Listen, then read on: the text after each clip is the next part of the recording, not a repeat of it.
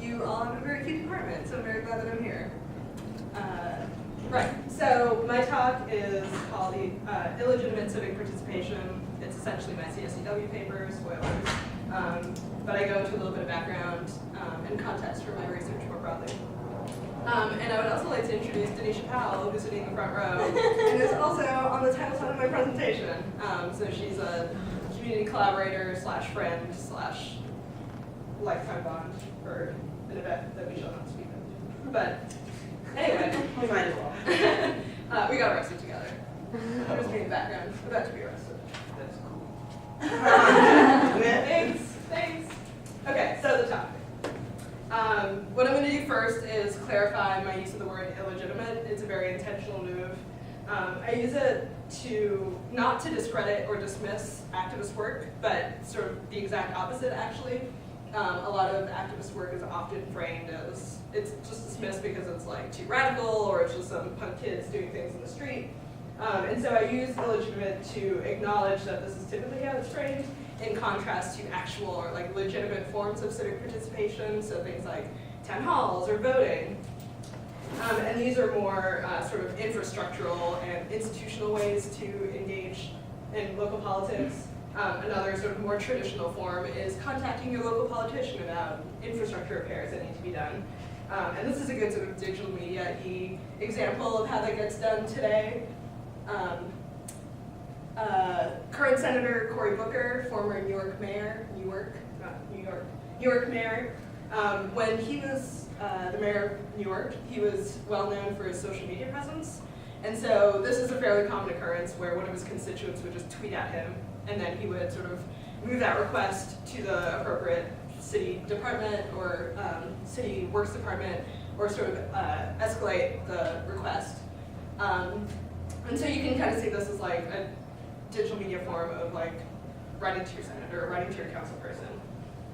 And so by introducing this example, what I'm doing is sort of situating my work in contrast to this, and more broadly within the space of digital democracy, where information communication technologies, ICTs, get used as tools for civic engagement. But what I wanted to point out with the Cory Booker example is how work in the digital democracy space tends to focus on these structural, institutional vehicles through which civic engagement and political work can get done. And this is all fantastic and it's all very important, and I also do work in this space, so I believe that there's impact and it's very valuable. So the sort of form of like institutional political work that my research takes on is through a project called Atlanta, and it's a collaboration between the city of Atlanta and our team at Georgia Tech, and essentially it's a smartphone app so that cyclists can record their route as they're biking around the city, and then that route data gets shared with city planners, and that gets used to influence where bike infrastructure gets placed and influence policy decisions. And so this is a very sort of legitimate way that civic engagement happens. Big scare quotes around that. But the thing with that kind of research, again, I believe in it wholeheartedly, it's all very important, but it doesn't capture the variety of different kinds of civic engagement and political work that happens. And this work happens in parallel to an intention with these larger institutions. And so this concern is sort of addressed in existing research in this space. So there's research on nonprofit organizations and emergency management and crisis management and volunteerism and crowdsourcing and all this stuff. And all these address similar issues as those that get dealt with in activism. So there's things like ad hoc coordination, constrained resources, gaps where infrastructural needs are not being met by larger organizations. But all these concerns all exist simultaneously in the space of activism, which is where my research focuses on. So what does activism mean? It takes on various forms. Sometimes it's on the street, so this is activism. Sometimes it engages with social media, and sometimes it's also dismissed as slacktivism, but that's a whole other conversation that I won't get into. And sometimes this is activism. Sometimes you're just straight up in an office making phone calls all day because it's kind of like a small business and you need to engage with your partners and build your resources and let people know the kind of work that you're doing. So this is maybe the less glamorous side of activism, but still very important. So the kind of activist work that I look at engages in direct action. So examples would be protests, marches, vigils, things like these. They're public demonstrations and forms of resistance that are meant to influence social and political change. So this is maybe a more familiar example of what I mean by direct action. This is street theater, and this is being performed by housing justice activists in Atlanta, and I think it's outside of Fannie Mae headquarters, possibly. But for this action, they had like pretend construction tools, and you can see a little construction hat. So they're performing this construction of the house in front of the building in order to protest against exploitative practices and really sort of drive home the point that these larger institutional failures like the banks and Fannie Mae have a very personal and real impact, and it's very embodied as well. So street theater is a tactic for better engaging public audiences, whether it's on the street or through press conferences or online, things like that. But what I'll be discussing for the rest of my talk is the way in which ICTs specifically play into this kind of on-the-ground, direct action political work. So I'll be doing it by discussing field work that we have been doing. Sarah was a very informative partner in this kind of work. And it was done with a local activist group back in Atlanta, and they focus on housing justice, and we're coming up on, I think, 3 years now of field work with them. And we've been very fortunate. This group has been very welcoming and very open with us. They've let us observe everything from sort of the smaller organizational meetings to larger actions like this. So to set the scene here, this is the photo of a resident that we worked with. This is his home. He's a Desert Storm veteran, and he was evicted that morning at gunpoint, and all his belongings were tossed out on the lawn. So you can't see it, but there's actually a piano that's overturned behind all that stuff. So it's awful and like dehumanizing, and this is the kind of work that the group engages with on a fairly regular basis. And so when this happened, it came out of the blue. No one was really expecting it, and so the justice group had to then react to that and coordinate in response to this in order to support the resident. So I'll be talking about a very specific slice of this broader field work. It's actually going to be a 6-hour window. And in my paper, I explain that the narrow time frame is intentional because it shows sort of the variety and the depth in the ways in which ICTs get co-opted and used for various political purposes. So this is an example.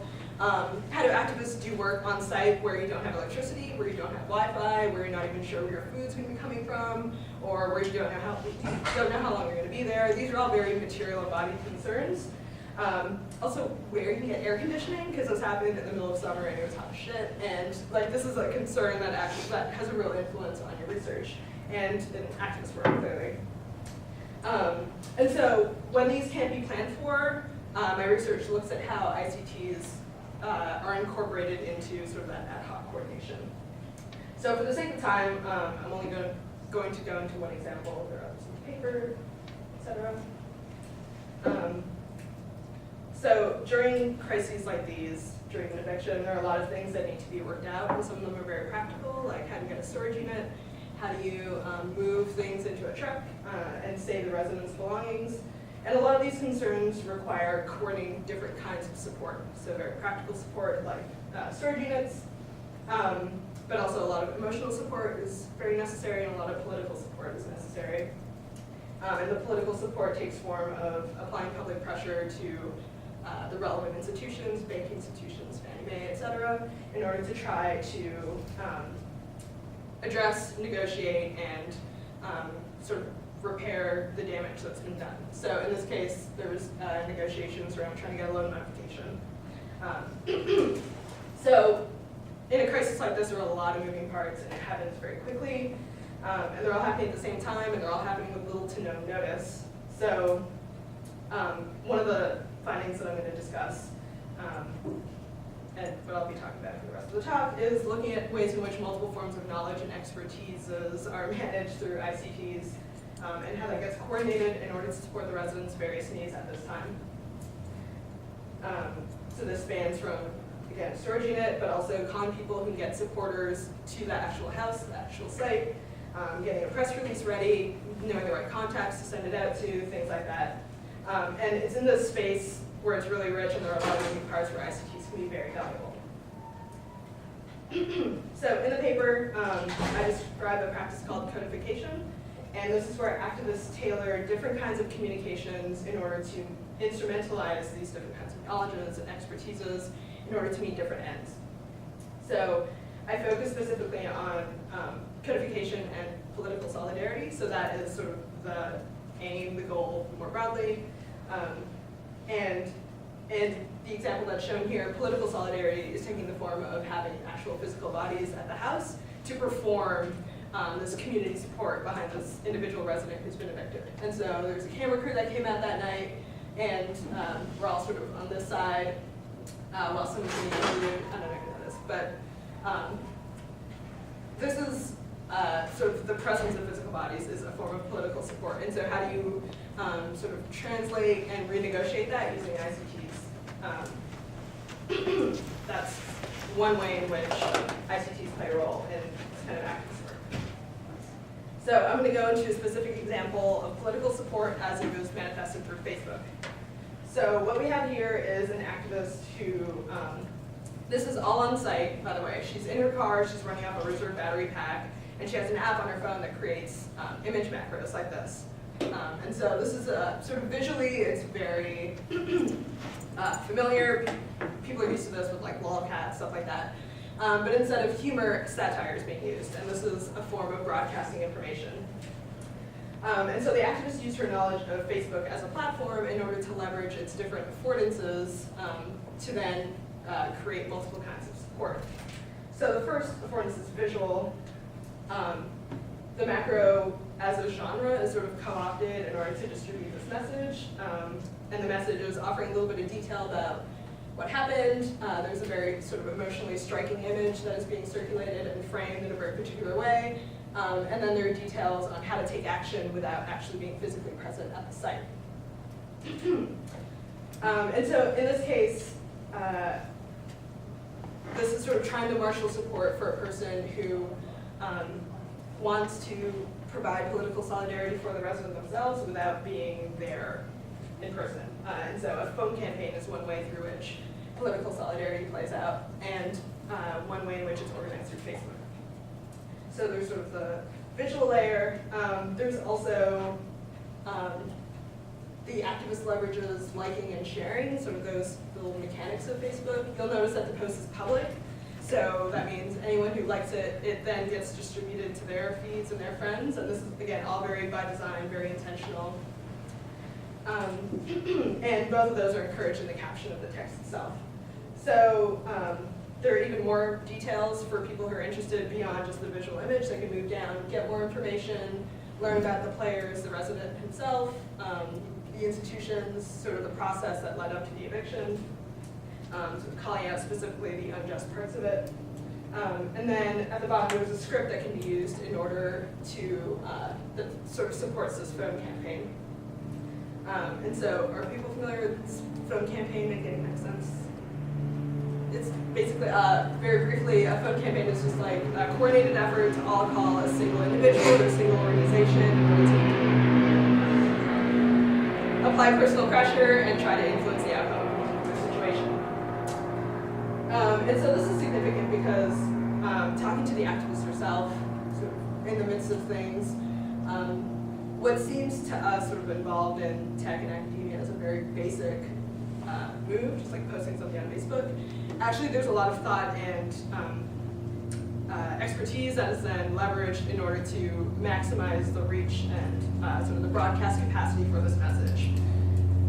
So in addition to using sort of the mechanics of Facebook itself, liking and sharing, the activist also acknowledged when we were talking about it that she was also leveraging people's personal relationships. And so she compared it to a more traditional form of political solidarity, which is like just cold calling people and asking them to show up to a house.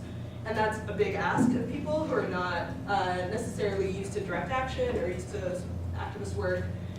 So this is a way to sort of scaffold different kinds of political solidarity by reaching out to people who might be sympathetic to the cause, but who are not who do not believe strongly enough that they would commit to showing up and like being in the news, and who knows what else would happen attending the site itself. And so Facebook and sort of the accessibility of Facebook to reaching out to multiple generations of audiences, multiple friends lists, people who are not just activists, being able to broadcast that and then leverage, leverage those personal relationships that exist there is all by design.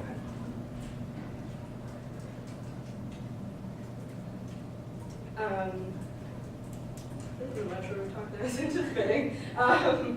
Essentially, I go through two other detailed examples using Twitter and another Facebook example. But I go through these three practices that came out of that very specific slice of fieldwork in ways in which they were co-opted in order to do more than the medium intends for an activist to do or for anyone to do. In order to be a little bit more subversive in their communications and in order to make connections and make things happen the day of.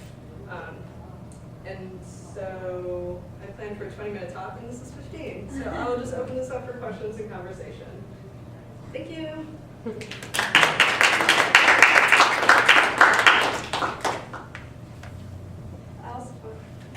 Oh, I was wondering what happened afterward. Like, did he get his home back, or Do you want to field this one? Oh, I have the answer. You don't have to. You can. No, he did not get his phone back. What more to say about that?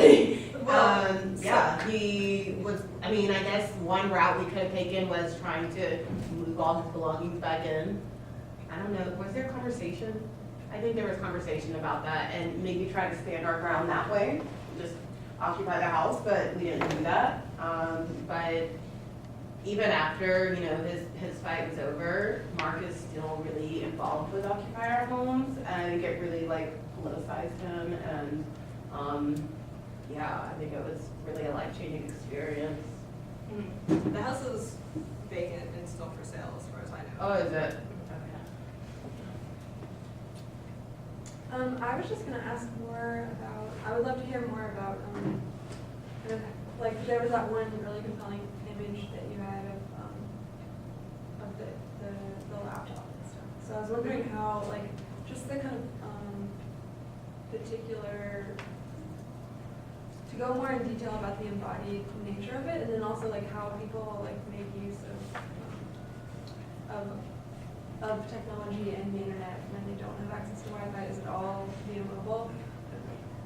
Yeah, so this was super ad hoc. So I remember there were two individuals who had tethering on their phone, and both also had limited data plans and also limited sort of financial resources, so they weren't at liberty to just like, whatever, rack up the phone bill. And so between tethering, battery life, and laptop life, there was a lot of shuffling around on cloud services. So I remember press releases being written here, and Yeah, then that's what was happening in this picture. I think I was like right in that area. yeah, so a press release was being typed up, but then another activist, Rob, had to like take it because her laptop was dying, and he went to like Burger King Yeah. where there was Wi-Fi, and he had to finish it there. But he had to have like other people look it over, or like some other information was necessary, so he had to go back and like transfer it around before it was sent. Oh, he like didn't have the press contacts, so he had to go back to the site and get that before it was sent out. And so everything is like very ad hoc, and so there's a lot of texting that gets used.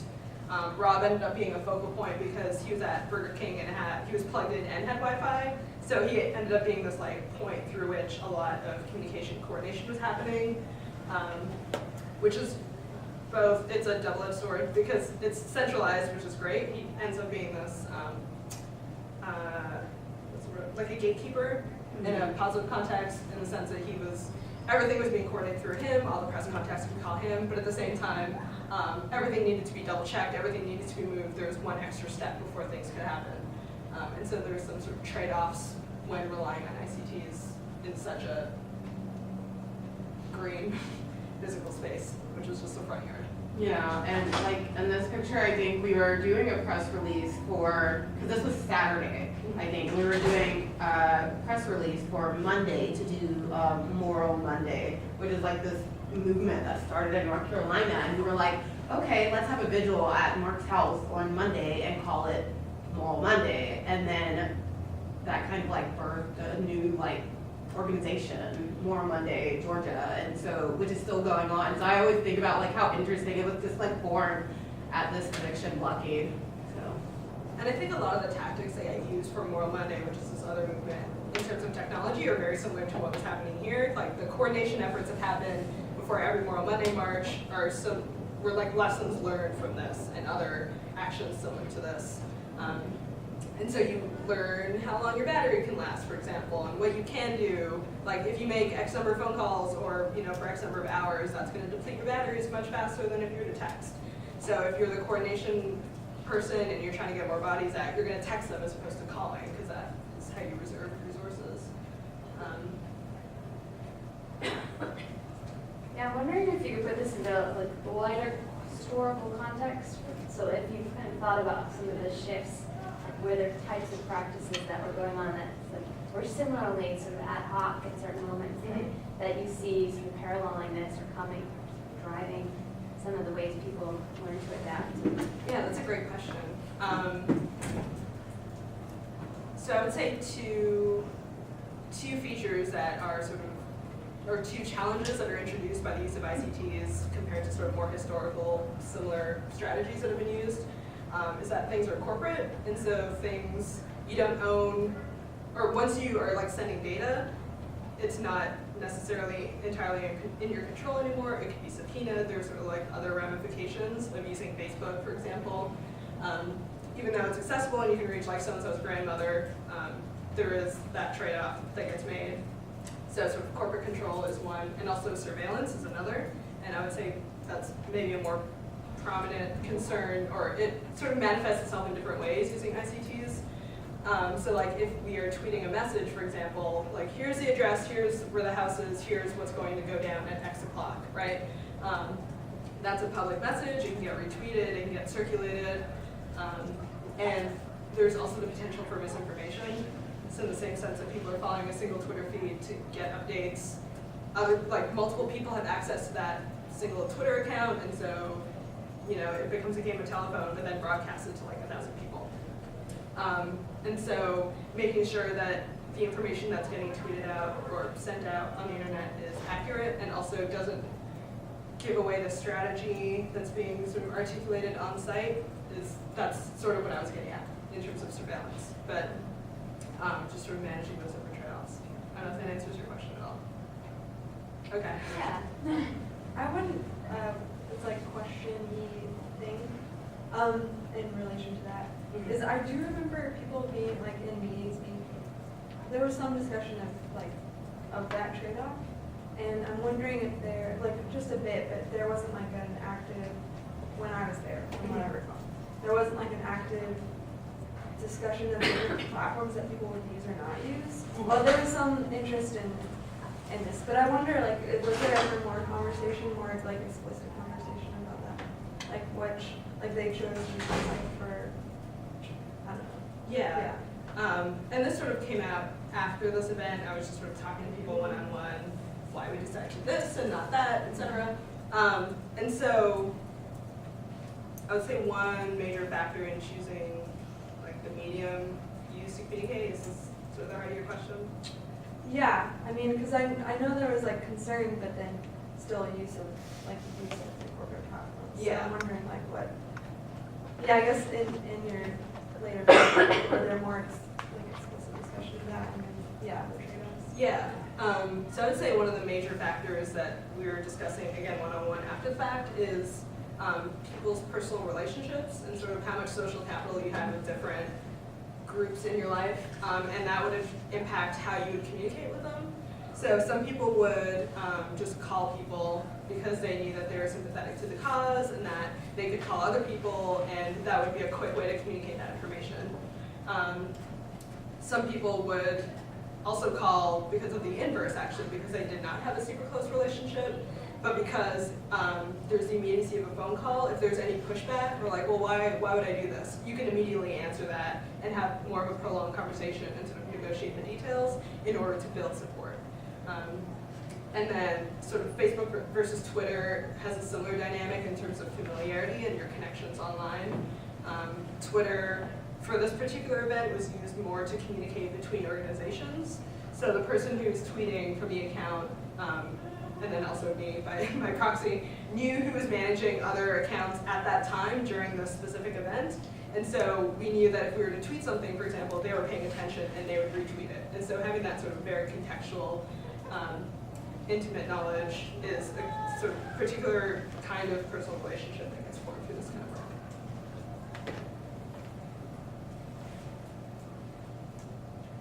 For something like this, what are like your goals or expectations for hosting like this type of thing? You know, it's like if you're setting up and going through all this effort, like what is your end goal, I guess? Sure. Denisha was one of the organizers at the time. Do you want to, I don't mean to put you on the spot. I feel like you'd be able to speak to this better. Yeah, so the goals, I guess, you know, is a continuation of us applying public pressure on Fannie Mae, right? Fannie Mae. You know, no company, no institution wants to be dragged on social media, right? And everywhere else. So I think that, I mean, to continue to apply public pressure, because it's important to say that Mark, you know, wasn't the only resident who was like fighting against Fannie Mae. There was multiple residents. So this kind of, I guess, sets the stage for future fights, right? So I said definitely public pressure, direct action, and like ultimately, I guess the goal was, hey, we're gonna occupy this space and we're gonna keep Mark's house. That was the kind of the pie goal, right? Yeah. I would say efforts like these are always multi-pronged. Like Definitely. you're always focused on the individual, clearly. I mean, this is a very traumatic experience, and so you want to support them in as many ways as you can, both online and sort of physically on site. But at the same time, there's always talk of the movement, and this is sort of a part of a larger, much more sort of maybe an ideological goal, sort of trying to have more just housing and, you know, eviction legislature, for example. And so by focusing on the individual and putting him in front of the camera and sort of empowering him to fight back against Fannie Mae, the hope is that broadcasting this will then inspire other residents who are in similar situations to also fight back, thus sort of sustaining this long-term goal while at the same time supporting the individual in the moment. So there are a lot, it's like a very intricate plan where you're trying to meet multiple goals simultaneously. And so sometimes that becomes a challenge when you're like deciding to do something, like is this gonna help the individual, is this gonna help the movement, is it gonna help neither, or both? So all the goals is the answer to your question. Do you find certain ICTs were better for like more like micro level versus macro, or like, and you just spoke about empowerment, like putting him in front of the camera. Are there other ways that you use ICTs to like help him personally that were different from the ways that you were like publicizing things? Sure, yeah. I would say Instagram was a really big, it played a very big role for this action specifically because it's so image-based. There are a lot of really emotionally striking images that, you know, you can attach to a hashtag and post to Facebook and cross-post to Twitter, and so that captured a lot more of the sort of emotional motivation behind the action and was able to disseminate that in a form that was better than like tweeting, you know, Mark lost his house, that's shitty, you know, but having sort of the image speak for itself and represent the sentiments of the day.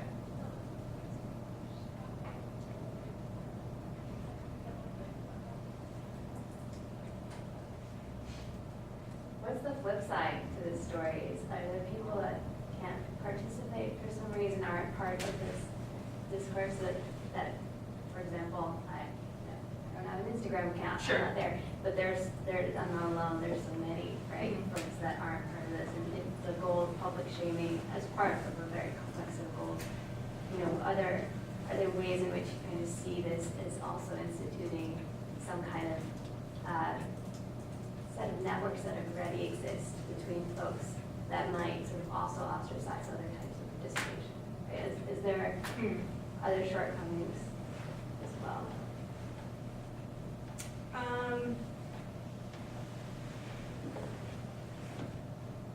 I would say, sorry, I'm just trying, can you rephrase your question? Because I think I have a particular example, but I'm not entirely sure if it.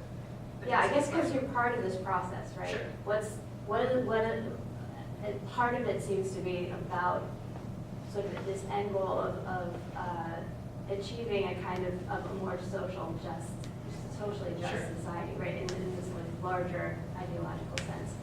And wondering, along the way, there's certain commitments to types of participation, and are those types of participation also encouraged, or like not working in that towards that larger goal? Right? Sure, So yeah.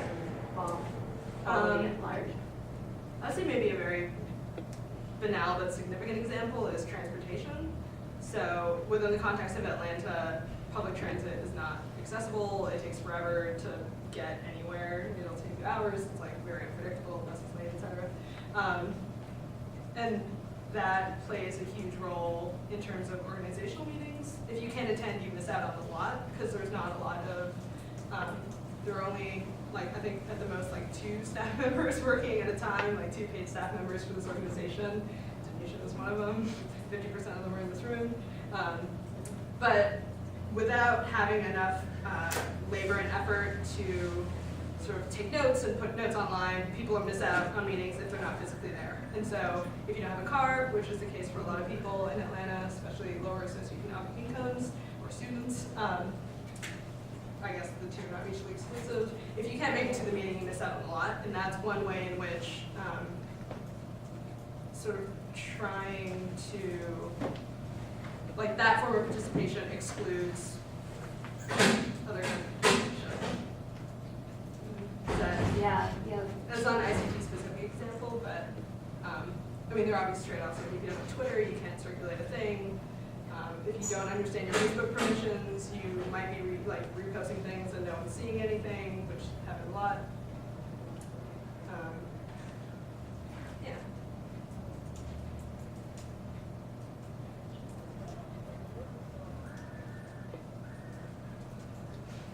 Well, to that question, I will also just say that you did lead Skillshare into how to use specific platforms.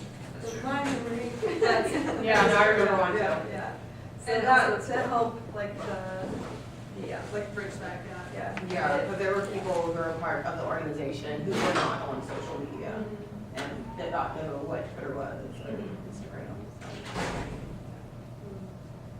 I don't know, I'm like thinking a lot about just like when technology is not helpful in organizing, just thinking about some people I know who have been involved in like Black Lives Matter organizing and trying to keep things really under wraps, so they'll go as far as turning off their phones at meetings. You know what I mean? Like just thinking when like surveillance and all of that, when that's like a real threat, and like so technology is not your friend, it's the enemy. You know what I mean? Right.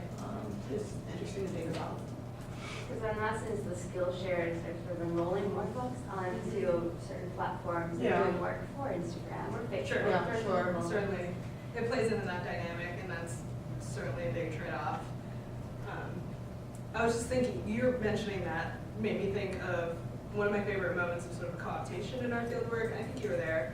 I was about to say something too. Is this the IP It's address? the same one. What's that? The IP address for WordPress? No, but I have another. Okay, good. So one of my favorite examples that we've seen so far is there would be maybe like blog posts, or there would be updates to a WordPress in relation to specific actions that were happening.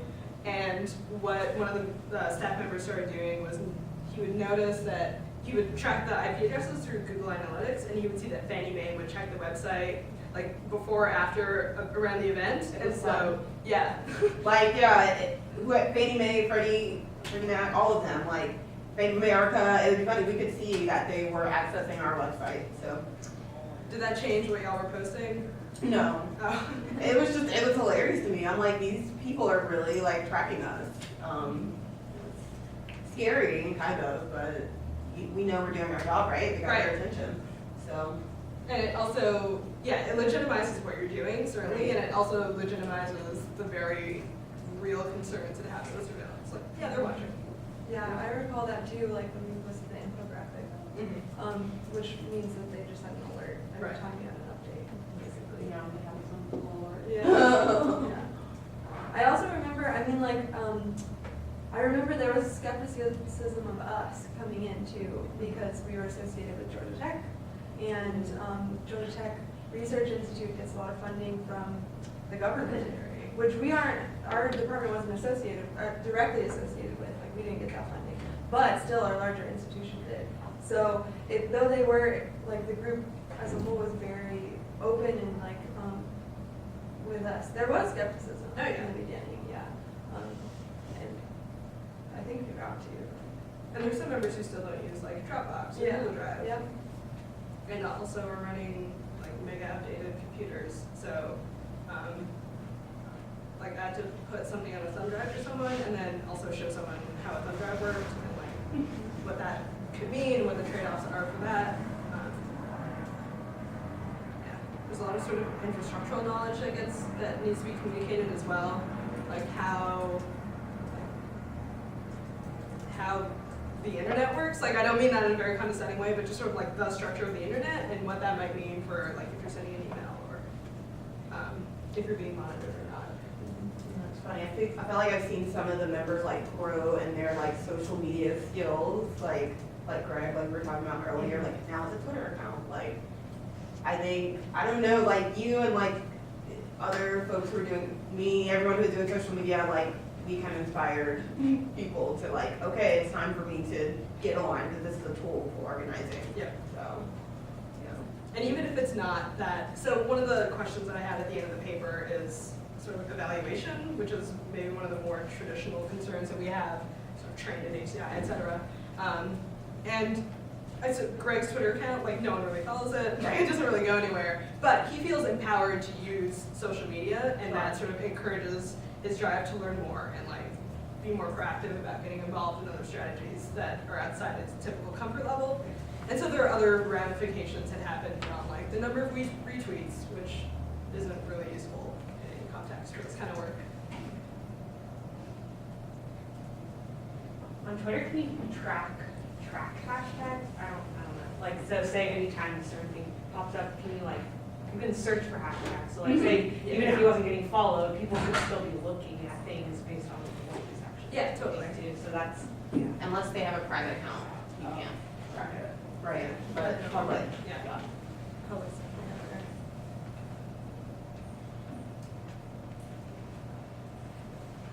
So one thing that really stuck with me from the story was the Moral Mondays group that kind of spun off and still exists today. And it reminded me of, so I'm from Madison, Wisconsin, and spent some time there when Scott Walker eliminated public, or bargaining rights for public unions. And the protests of hundreds of thousands of people aren't happening, but there's still this group called the Solidarity Singers that go to the Capitol every once a week and sing protest songs together. And, several years later. So I'm curious, there's this inertia there. I'm curious if you have any ideas about the importance of those kinds of groups to singular events like this, and then over time, like is that a goal of a group of like this to create spin-off groups, or how, I don't know, what is their role in this process? That's a good question. So one thing that your comment reminded me of, and this is something that's in a different paper of ours, iConference 2014, if you want to look it up, is the concern about organizational sustainability. So burnout, essentially. I mean, a goal is certainly to like have a repeating big event every Monday, which Moral Monday has. They go to the Capitol similarly, and every week someone gets arrested, or like a handful of people get arrested, but you can't ask that of your entire organization every week. That's exhausting, it's a labor, it's an effort, it's emotionally draining, you get arrested, it's like expensive, you gotta pay for bail. And so I would say that in Atlanta, that's something that the groups are still trying to work out, is like how do you balance what you're asking of people in order to maintain inertia, but at the same time not drive people away, because burnout is very real, and it very strongly discourages people from participating again. So I would say like scaffolding different kinds of participation, like maybe you only do a call-in campaign this week, and then next week you show up in person, and sort of making the choices accessible and broadcasting them and letting people know about that. is one way to manage those different goals.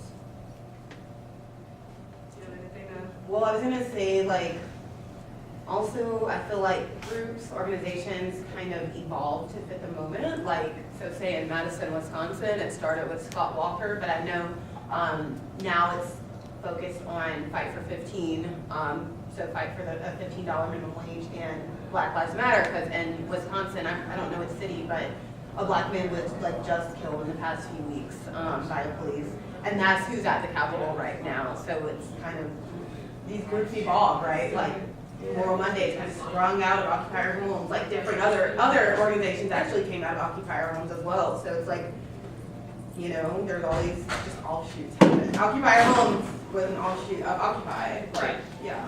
Part of it is sort of people's own political orientations. Like Yeah. people are very concerned with housing. You know, occupier homes is one way to do it. People are concerned with labor. Jobs and Justice is an organization that is sort of part of the Moral Monday. What's the word? Coalition. Thank you. Yes. And so maybe you're inspired to do that kind of work, and that keeps you going. That sustains you. Yeah.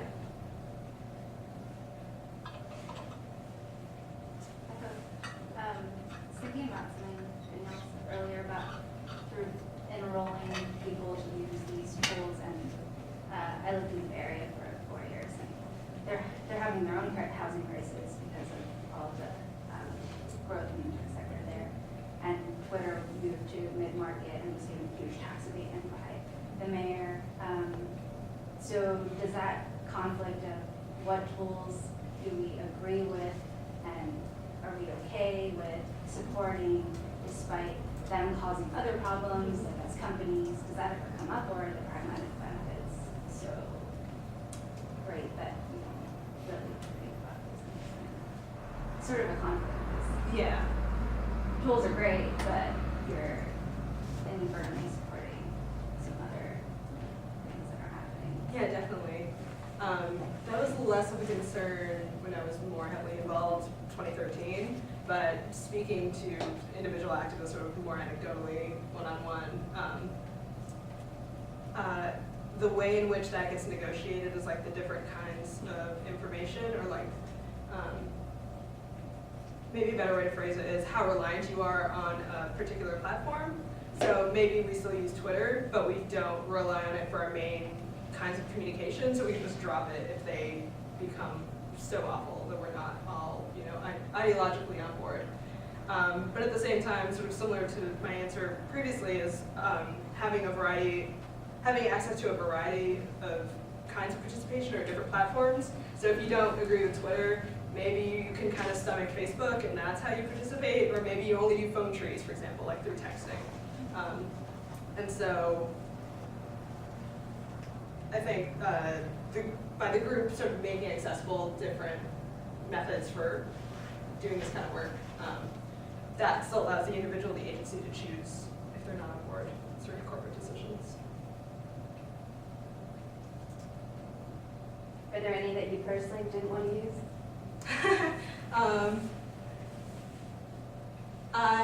There are certain platforms that I don't use. Like I won't use Facebook for some of my more sustained political stuff. I keep that to Twitter.